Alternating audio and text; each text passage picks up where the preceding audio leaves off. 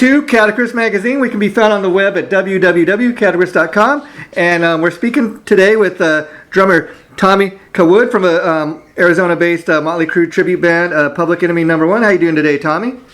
Doing good, Jason. Yourself? I'm great. Now, did I pronounce the last name right? Is it Cawood? Cawood.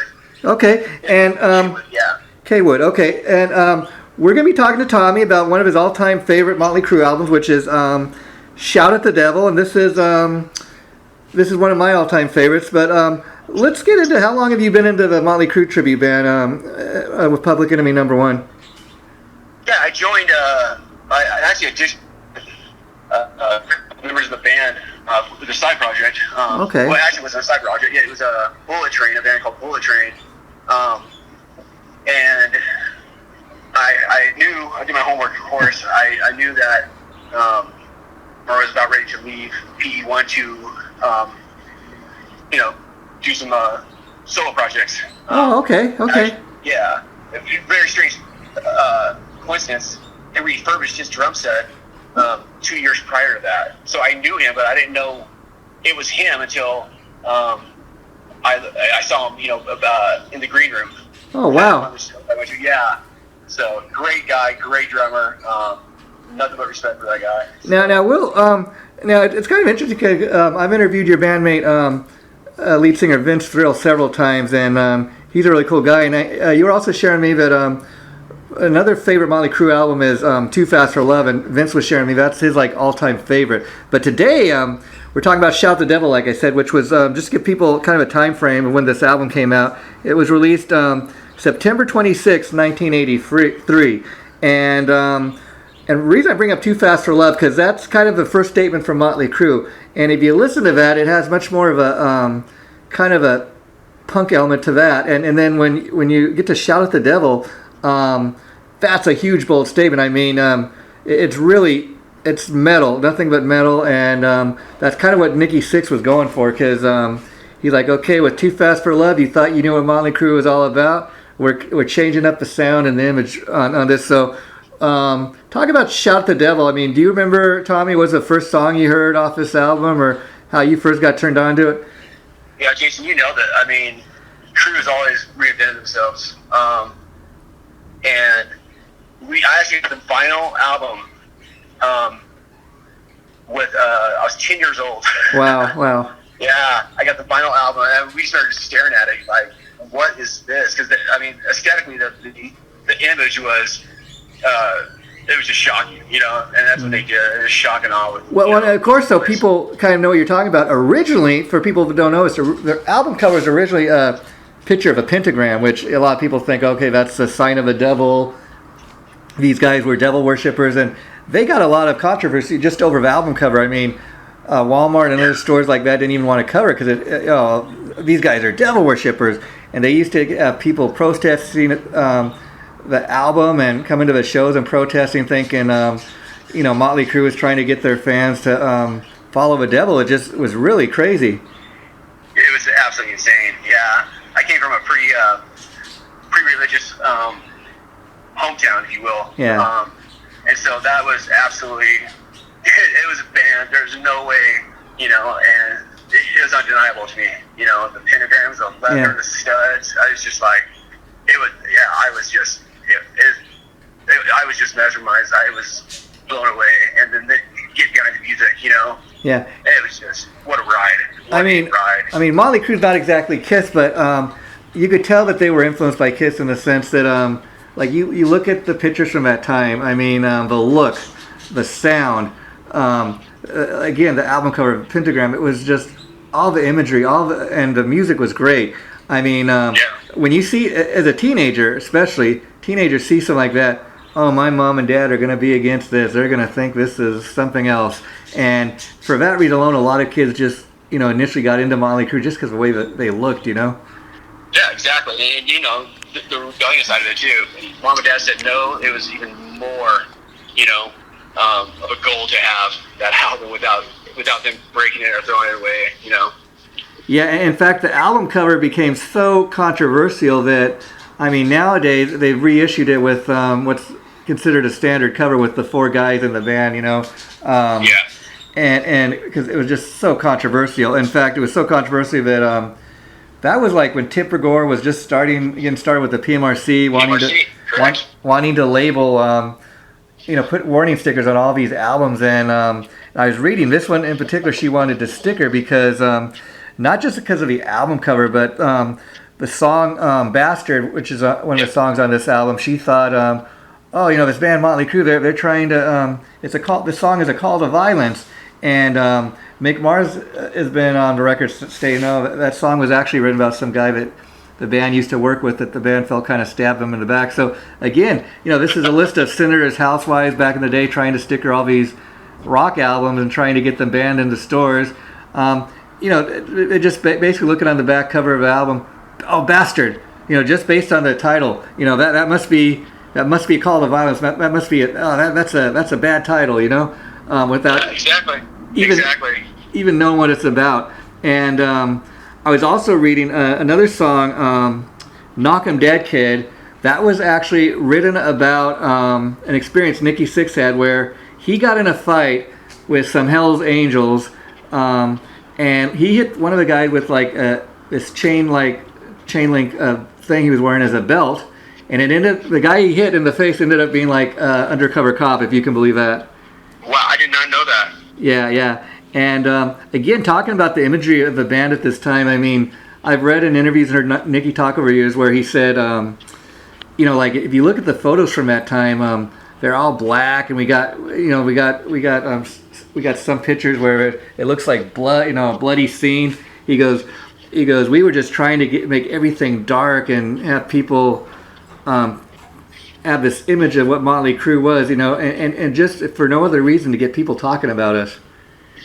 Yeah. And it's amazing, because Nicky is strung out as he was on heroin. I mean, look at all these great hit songs he's written. I mean, and yet his brain was able to go there. He's always, I think he's really the genius, the mastermind of Motley Crue, if you will. He is. Yeah. Absolutely he is. He's the catapult of that. And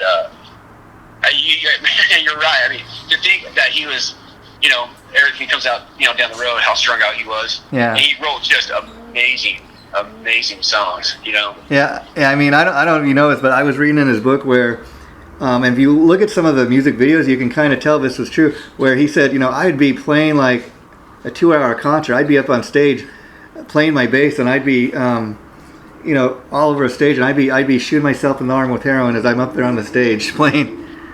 Yeah, it really showed the Girls tour. Yeah, he was rough. And looking back now, all these years later, at Shout at the Devil, it's kind of an interesting. The two albums kind of bookend between. I mean, like I was saying, if you go all the way back to Too Fast for Love, there's much more of a kind of a mixture of a glam and a punk element to that album, and then Shout at the Devil is almost full blown metal album, and it's totally different image. And then you really get glammed out by 1985 when they released Theater of Pain, which it's like, hey, what happened to this metal band, This guy was crazy. But that's what I loved about the band. They remained successful even though they were constantly changing, and they weren't really changing to go along with what the other trends were. They were just kind of being Motley Crue. Yeah, they were the trendsetter. Yeah.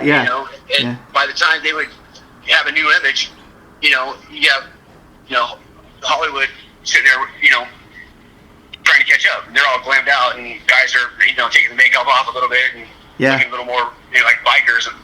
Girls album. Yeah.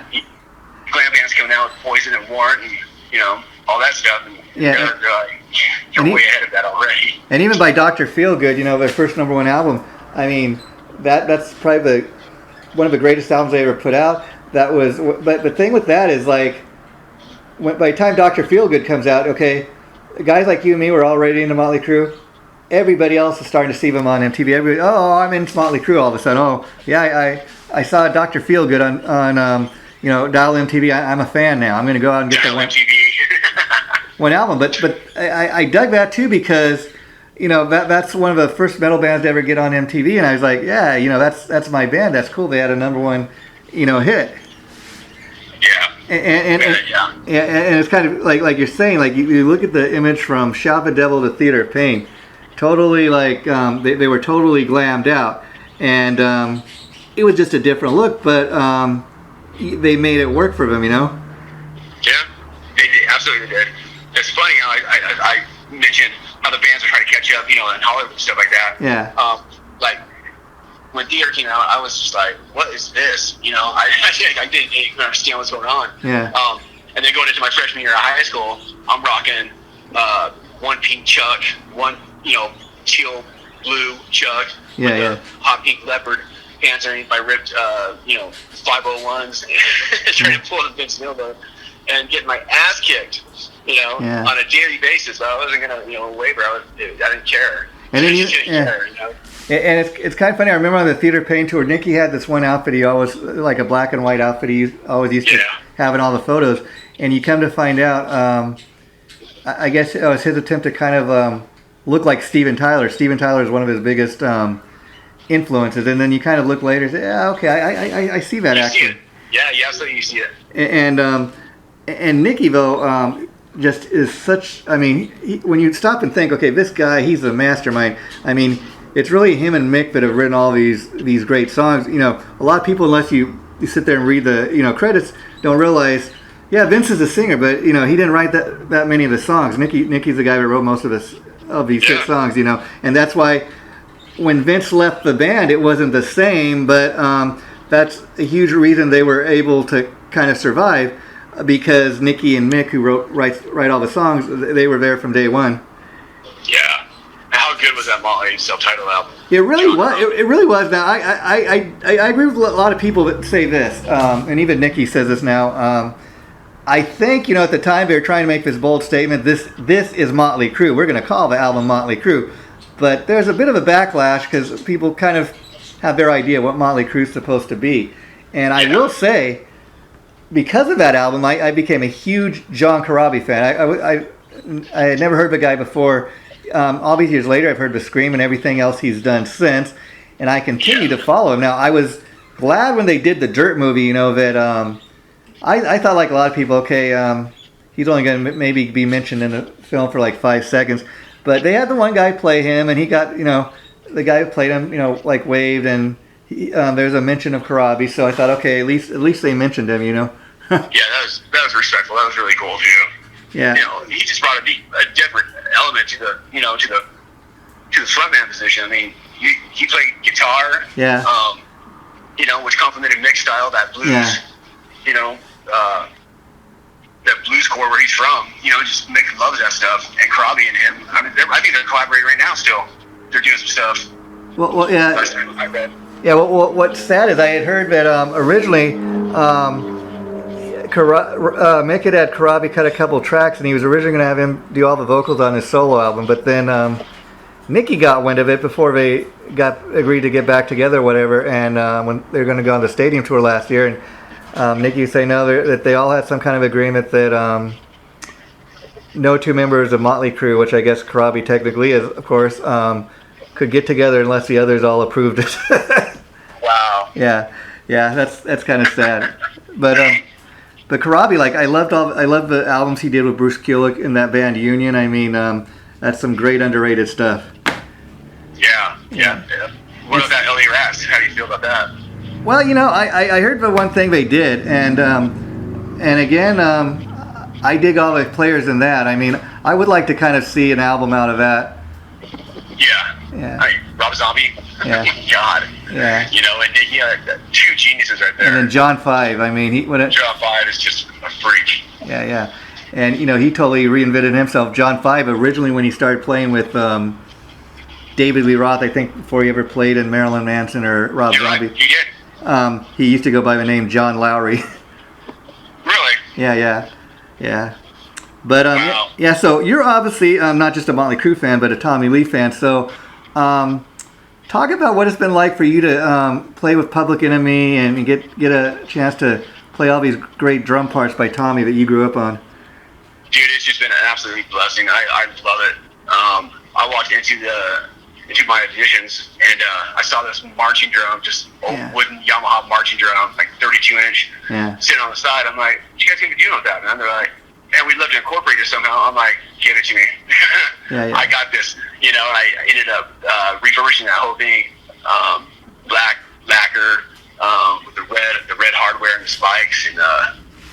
Custom Head. And, Yeah. I still play that. I play that every night. Every night. Biggest kick in the in the industry. Everyone talks about that bass drum. And I was curious because I looked at some of the photos on your Facebook page, and you look like a lot like Tommy Lee. Now, is that just how you get dressed up to do a show, or do you kind of have that look going on, anyways? I don't know. I mean, we wear the hair and all that stuff. Yeah. I used to get references like that all the time. I still do. Yeah. I am my own person. Oh yeah, of course. And that's kind of the point I'm making because I got to tell people one reason I started becoming a big supporter of the tribute bands is because I've gone to a lot of these shows myself, but I enjoy it for especially when you got a band like Public Enemy #1. Not only are you guys getting up there on stage and playing the Motley Crue songs we all grew up and love, but you go the extra miles trying to look the part. And I got to tell you, your bandmate Vince, like I said, I've interviewed him several times over the years, super friendly guy. And not only does he look the part of Vince Neil, but I got to tell you, even talking to him over the phone like this, he's got the voice of Vince Neil down, and just his talking voice. And he's not even trying to. It just, I think, comes natural from all these years of doing it. But he told me, like, when they came out with the Dirt movie, people started contacting them, like on Facebook and through email and stuff. And he started getting crazy messages from fans like, "Oh yeah, we know you. We know you're the one. You're the real Vince Neil. You don't lie. You killed Razzle and all this." And he's like, "Man, I just got to tell you, no, I play in a tribute band. I'm not the real Vince Neil." Yeah, he's so humbled and just so. He's a great guy. Yeah, One of my best friends. And how I found him, I'm not even lying. I was waiting for a friend to get ready. We're gonna go out. Yeah. And so I was at McDonald's. I was just smashing like a McDouble, and I was just going through the internet, on Facebook, looking at musicians wanted and whatnot. Oh, wow. And it said for a drummer for authentic, some original music, and it said Vince Thrill. I'm like, fucking great name, man. At least I gotta check this guy out, Yeah. And I listened to the music, and I was like, blown away. I mean, it had a nice new metal edge to it, but it had the roots of the '80s, the Crew, and I was like, holy shit, yeah, I love this, man.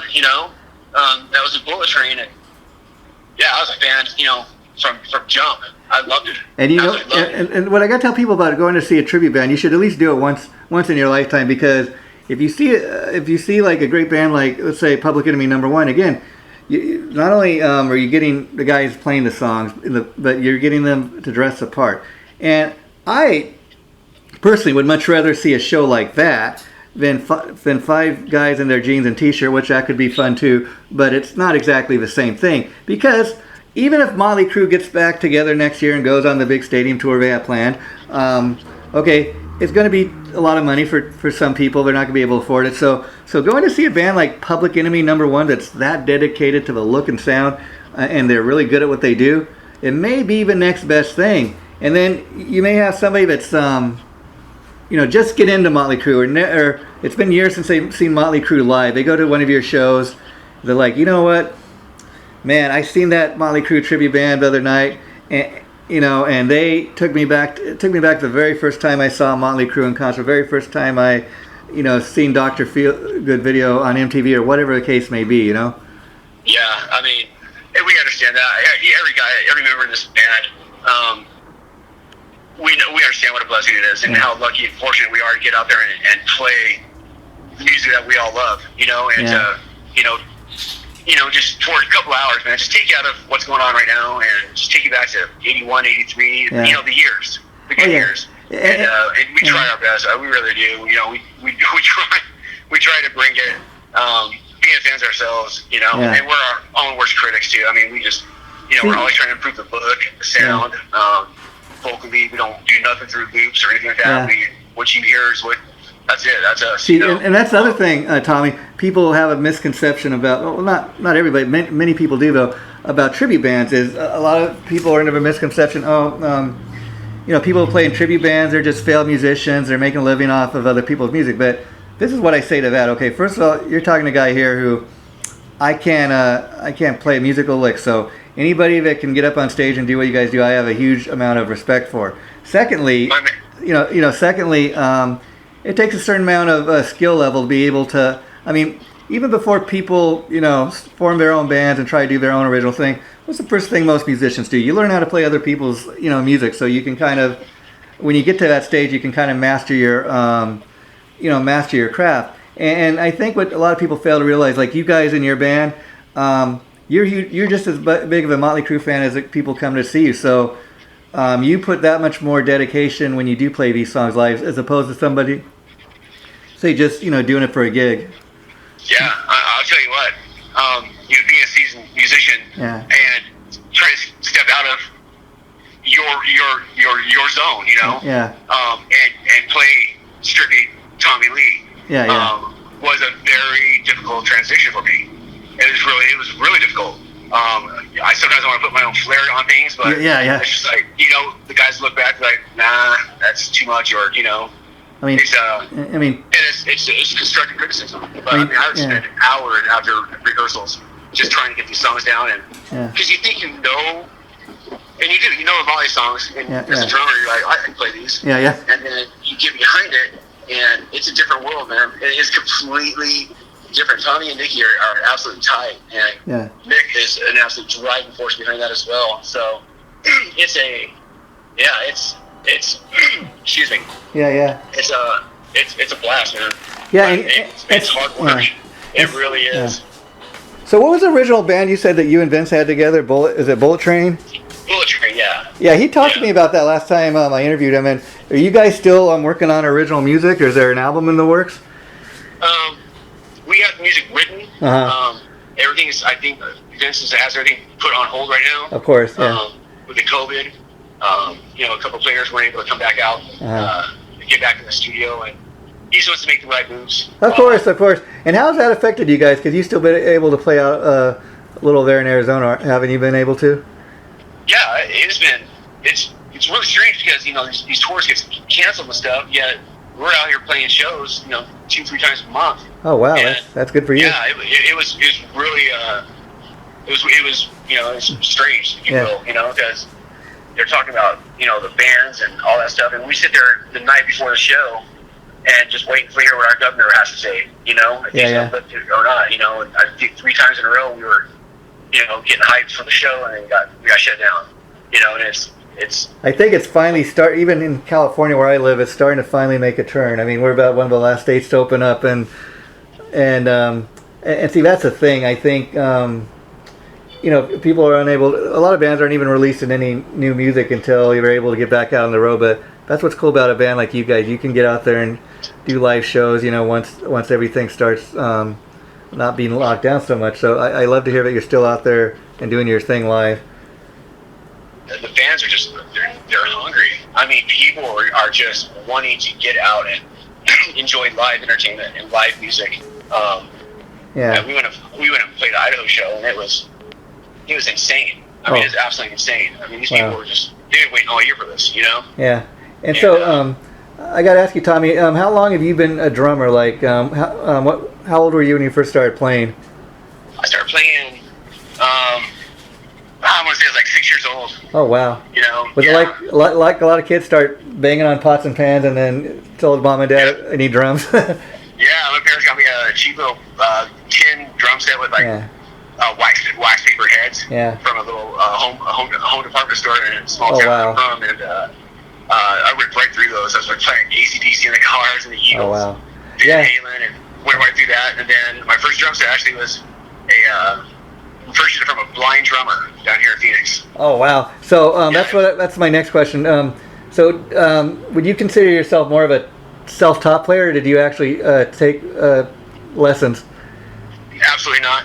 I didn't take one lesson. Self-taught. Yeah. Well, it's kind of funny because some of the best musicians are self-taught, or they look at a guy like Eddie Van Halen. Rest in peace, Eddie. But could not even. People might be amazed to learn the guy could not read a lick of music, but look at what he was able to do on that guitar.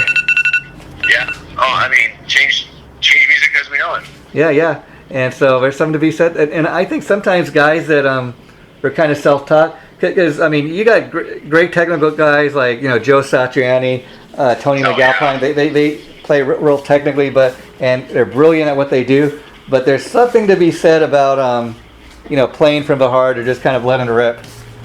You're right, absolutely. Yeah, I mean that's absolutely. why one of my all-time favorite guitar players of all time has got to be Richie Blackmore.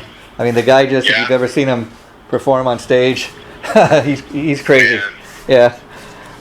But I love it. Yeah, and so what do you remember most about like the very? I mean, I'm talking about your first kind of professional drum kit you ever got.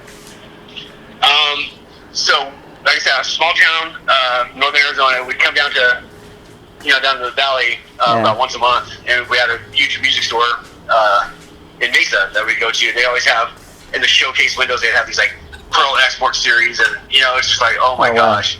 So Tommy's playing, and oh wow, yeah, and we go there on this. My father and I went there on a Sunday, and they had a smoke chrome Pearl Export. Oh wow! And I was like, Dad, look at this, and he's looking at it. He's like, that's really nice. Expensive, yeah. Of course, ADD ran off, and I'm looking at the cymbals and the sticks, and I started seeing these guys just assemble the drum set. And I was like getting sad. I was like, oh, why are you doing that? And my dad was like very secretive, and I see them loading up in You're like, what's he doing? In our car. Yeah. I'm like, you've got to be kidding me. Like, wow. We can't afford this. My dad had like duct tape on his shoes, Wow. But I mean, he just had a love for.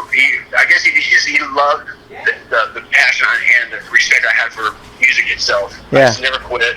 And he bought me that export. I still have that export series today. Well, that's why I remember our dads on Father's Day, So yeah, what a cool dad. And then talking a little bit about obviously you were influenced by Tommy. I was curious, like he's a very flamboyant drummer, so having to like learn all his moves.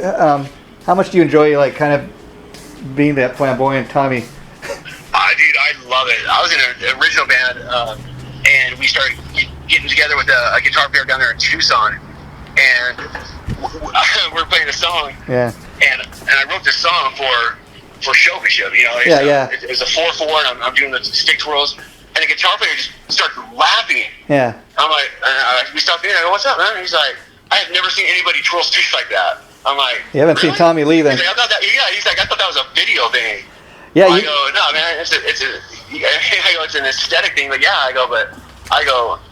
Tommy Lee's my man, and when you go to a show, I mean, it's a 2-for-1. You got the Tommy Lee show, and then you got Motley Crue. Yeah, that's what I was getting ready to say. Cause see, you got typical drummers that kind of just sit back there and keep time. But I got to tell you, my all-time favorite drummers are guys like Tommy Lee, Eric Hart, Tommy Aldridge, Alex Van Halen. Oh my gosh! You go see these guys, and I mean, and they're not just sitting back there and just back the stage. I mean, a guy like Tommy, Lee. I mean, I remember the first time he did his little roller coaster drum solo, and it's like, wow, man. There's no way you can't help take notice of that guy doing something like that. So over the top. And he got bigger and bigger. My first concert ever was at Girls 0 store. Oh wow.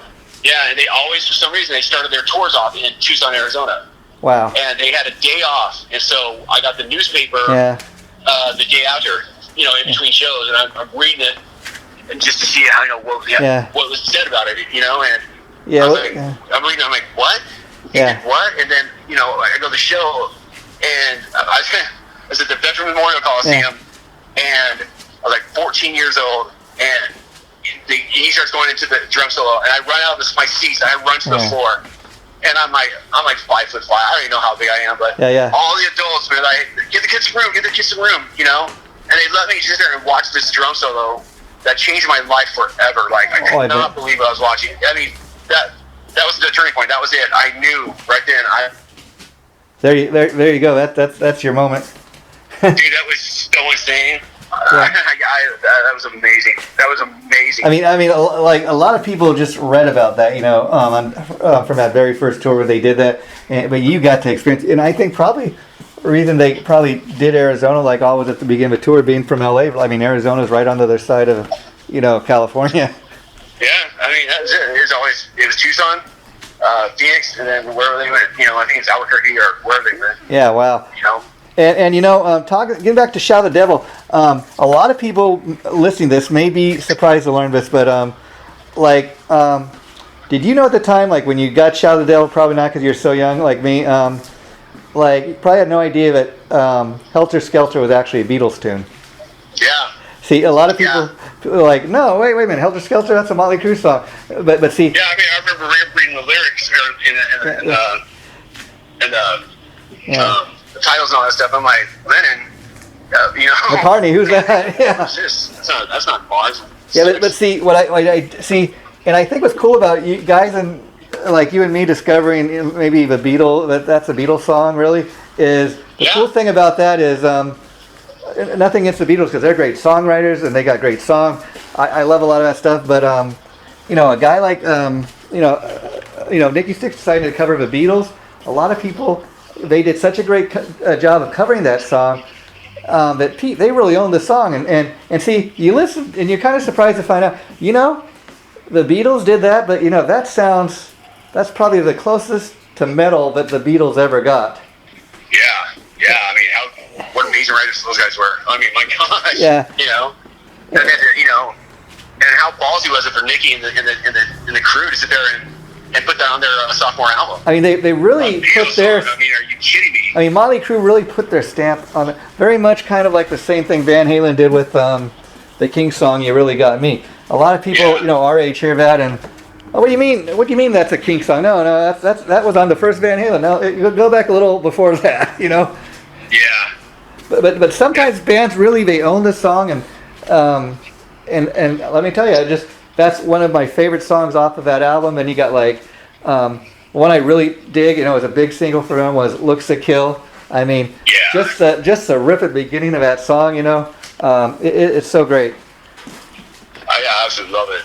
I actually did a promotional video for I had drumsticks. That's another thing. Yeah. So I was in that store and I'm like, what are these? And I had a scholarship for baseball. So I used Easton baseball bats and they just came out with these. I had drumsticks and Tommy Lee was sponsoring it. And so I walked over and I was like, what are these? The guy goes, I don't know. I'm looking at them like, these are huge, man. These are what I gotta have this, Yeah. And then I found out, how they worked, and I was like, no way. Yeah. I mean, I've been playing. I had drumsticks since '92. Oh wow. They came out, yeah. And the cool thing for a guy like you who's a Motley Crue fan and grew up on this music, and you get to play it now in the tribute band. People come and see you. I mean, that's got to be ultimate feeling because you're kind of again you're playing the music, some of the music you grew up on, and so you have a certain love for this music, but.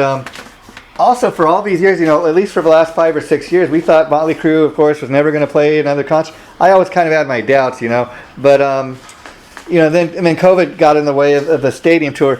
Have you been reading online recently about how, like, Vince Neil, like, his last 2 solo shows have had to be canceled now? There's fear that he may not be able to do the stadium tour. Now, if they, what as a Motley Crue fan, what do you think about that? Like, do you think they should carry on the tour without him, or I mean, I guess he does have till next year to kind of get his act together.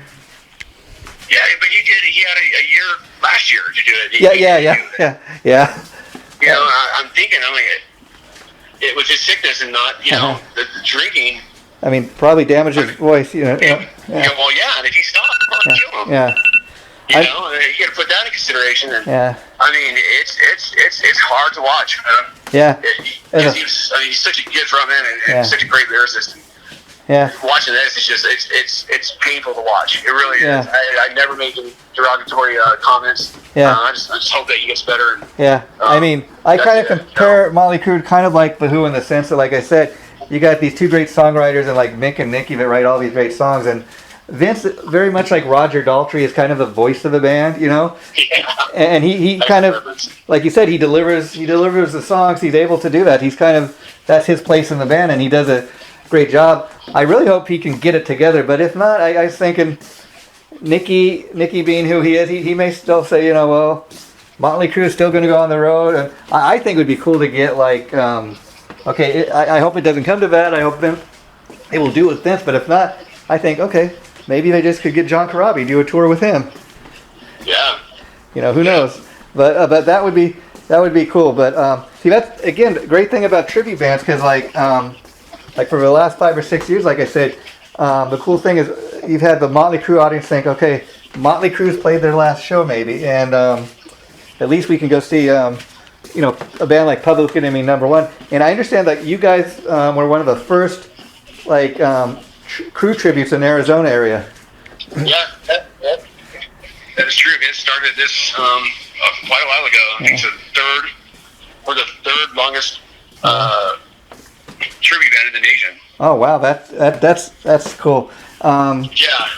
And the guy who plays in Steel Panther, Michael Starr, he used to go by the name of Ralph Sanez. I don't know if you know his story. It's kind of interesting that the very first thing he started out doing before he was ever in LA Guns is there was this Van Halen tribute out here called the Atomic Punks.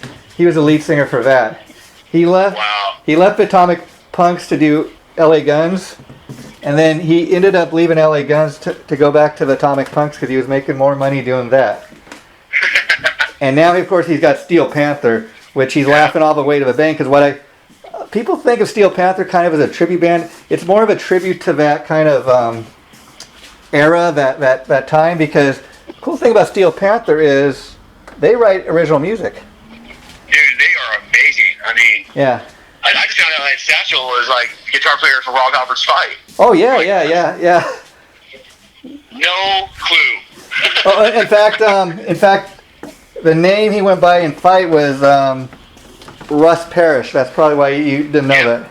Satchel's like his stage name now, I guess, in Steel Panther. Yeah, crazy. Yeah, we opened up for them in '94. Oh, how cool is that? Well, Flotsam and Jetsam. Oh, wow. Yeah, and we're going to be opening up for Atomic Punks September 10th. So. Well, yeah, interesting. And I think I seen something on the Facebook page that you guys are going to be doing a show with Great White. Not BE1. No, I know, but they got a new singer, Mitch Malloy or something like that. Yeah. Well, more power to him. Got band carries on, I guess, without the original singer. Yeah, I love Jack Russell, man. Yeah, he's the original. I mean, I've had the pleasure of interviewing Jack like 2 or 3 times, and I can tell you, just even over the phone, super nice guy. I mean, just to give you an example, like he told me, hey man, anytime you want to talk to me, you got my number, you give me a call. And see, as big a Jack Russell fan as I am, that made me a bigger fan, just because he was so nice. And I mean, because I've had experiences like the other Great White band. I tried to interview them, and the publicist contacts me. They want to know how many hits we get on our website and this and that.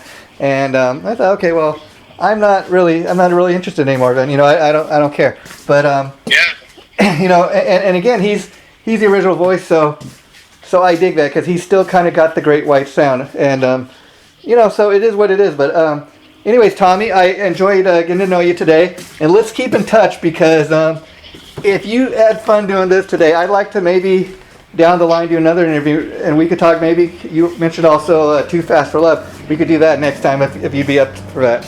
Sounds great, my friend. Okay, and just so you know, the interview we just did, it'll be going up in early July. I'll be sure to let you know the minute it posts, and if you'd like to post it on any of your websites or share it with your fans, feel free to do so.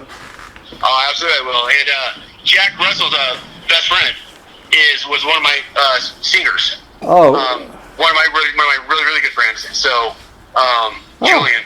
Oh, wow. I think it was like Lee, and it was weird because I was a car salesman. This is a quick story. Yeah, I was sure. a car salesman up in Flagstaff, and I had the marketing director go do a test drive. Wow. And we got into this car, and hair metal was on Sirius XM. Okay.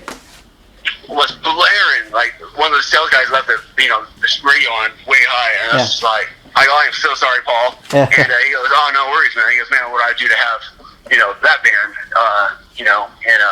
at Twin Arrows? Wow. We can make that happen. He's like, well, I already had Great White. I said, nah, you had Mark Kendall's, you didn't have Jack Russell's. Yeah. He's like, you can get them? I go, absolutely. And it ended up happening. It was crazy. I talked to Julian, and I go, hey, you think Jack would want to play, New Year's Eve up here at Twin Arrows Casino? Yeah, I mean, it happened, dude. It was so awesome. Yeah, it was so awesome. Yeah. We're back. We had dinner with him backstage, of course. Yeah. My brother and I did security for him. Don't Yeah, you know that's a cool story. I love hearing that Vacations. because you know Mark Kindle. I mean, I've never met the guy, I've never talked to him, but I lost a lot of respect for the guy because of the way he continues to bash, you know, Jack Russell up on stage. Okay, you guys don't play together. You know, you've gone your separate ways. That's cool. Whatever case may be. But like he continues to. He said something recently online where he's like, well, you know, we're grown, man. the reason Yeah, we're grown, man. he's like, the reason Jack Russell was like, because he wasn't living up to our standards. He never really did. I'm like, well, for all those platinum albums he had and all those hits, you know, he was good to have in the band then. Where it just kind of sad when people do stuff like that, you know. Yeah. Jack Russell is. I mean, Yeah. his album covers. Oh my God. Oh yeah. I mean, Jack. Yeah. I mean, Jack's lived the life, you know. I mean, he's got scars maybe, but he's still standing. And I think it's super cool to find out that the guy. I mean, he really is a fisherman. He really does live on a boat down here in Redondo Beach, you know. So He just sold his boat last month. Oh wow. Yeah, he just sold it, and my buddy went over to help him pack up, and he went back to Denver. Oh wow. Where he lives now, yeah. He has medical issues, you know. He's got, you know. Yeah. But that man is. Like he's a trooper, dude. Like I said, he's still standing. So you got to give him credit, you know. Yep. Well, yeah, absolutely. Well, Tommy, thanks for doing this. I love that guy. No, go ahead. I was just saying, thanks for doing this. Take care, and I'll be talking to you. Okay. Jesus, sounds good, my man. Thank you. Bye bye.